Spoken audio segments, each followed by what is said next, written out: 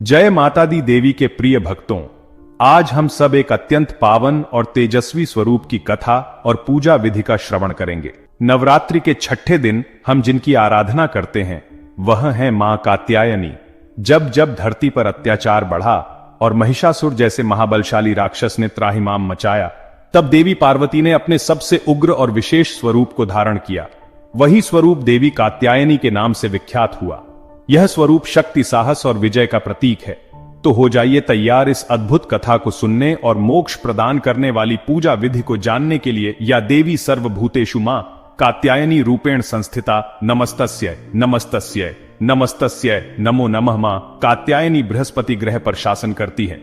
वे विशाल दिव्य सिंह पर आरूढ़ होकर अपने भक्तों को दर्शन देती है। उनका यह चतुर्भुज रूप अत्यंत मनोहारी है। उनके बाएं हाथ में कमल पुष्प और तलवार सुशोभित है, जबकि दाहिने हाथ में वे अभय मुद्रा और वरद मुद्रा धारण करती हैं। उनका वर्ण सुवर्ण और अत्यंत तेजस्वी है। उनके माथे पर अर्धचंद्र है। मां कात्यायनी की पूजा और आराधना करने से भक्तों को अर्थ, धर्म, कर्म और मोक्ष, इन चारों फलों की बड़ी आसानी से प्राप्ति होती है। उनकी कृपा से रोग, शोक, संताप और भय का नाश होता है। निष्ठापूर्वक संपूर्ण शरणागति के साथ पूजा और व्रत रखने से पूर्व जन्म के साथ साथ भविष्य के भी पाप नष्ट हो जाते हैं और परम मोक्ष की प्राप्ति होती है। मां आद्याशक्ति। मां भगवती ने कात्यायन महर्षि की पुत्री के रूप में धरा पर जन्म लिया था। ऋषि कात्यायन ने घोर तपस्या करके मां भगवती को प्रसन्न किया था और उनकी यह इच्छा थी कि मां भगवती उनके घर पर पुत्री रूप में जन्म ले। महर्षि की इच्छा और कठोर तपस्या के कारण मां भगवती ने उन्हें दर्शन दिए और कुछ समय बाद वे उनके घर पर पुत्री रूप में वैद्यनाथ नामक स्थान पर प्रकट हुई। महर्षि कात्यायन की पुत्री होने के कारण ही उनका नाम कात्यायनी पड़ा। जब देवी का जन्म हुआ तब महिषासुर नामक राक्षस का अत्याचार अत्यंत बढ़ गया था। असुरों ने धरती के साथ साथ स्वर्ग में भी देवताओं को पराजित करके उन्हें अत्यंत कष्ट दिया था। तब त्रिदेवों के तेज पुंज से प्रकट हुई देवी ने ऋषि कात्यायन के घर पर अश्विन मास के कृष्ण पक्ष की चतुर्दशी के दिन जन्म लिया। ऋषि कात्यायन ने मां का पूजन 3 दिन तक किया और दशमी तिथि के दिन मां दुर्गा ने महिषासुर का अंत कर दिया। इसी कारण देवी को महिषासुर मर्दिनी भी कहा जाता है। इतना ही नहीं, शुंभ और निशुंभ ने स्वर्ग लोक पर आक्रमण करके इंद्र का सिंहासन छीन लिया था और नवग्रहों को बंधक बना लिया था। सभी देवताओं को अपमानित और पराजित करके असुरों ने निकाल दिया था। तब सभी देवता देवी की शरण में आए और उनसे प्रार्थना की। तब मां ने सभी असुरों का वध करके देवताओं को अपना अधिकार वापस दिलाया था। मां कात्यायनी की पूजा करने से व्यक्ति के भीतर चल रही नकारात्मकता का नाश होकर सकारात्मक ऊर्जा का विकास होता है। मां कात्यायनी की संपूर्ण पूजा विधि। नवरात्रि के छठे दिन मां दुर्गा के कात्यायनी स्वरूप की पूजा के लिए यह विधि अपनानी चाहिए। प्रातः ब्रह्म मुहूर्त में उठकर स्नान आदि से स्वच्छ होना चाहिए। स्वच्छ वस्त्र धारण करके गंगा जल या गौमूत्र से अपने घर और मंदिर को स्वच्छ करें। देवी कात्यायनी की पूजा का संकल्प लेते हुए हाथ जोड़कर प्रार्थना करें। स्थापित किए हुए कलश की अभील, गुलाल, पुष्प, अक्षत और सुगंधित फूल तथा द्रव्यों द्वारा पूजा करें। मां दुर्गा के इस कात्यायनी स्वरूप का मन ही मन ध्यान करते हुए मां दुर्गा की मूर्ति अथवा प्रतिमा को अक्षत रोली, सिंदूर, पीले पुष्प और भोग अर्पित करें। मां की आरती, स्तुति और मंत्रों का जप करना चाहिए।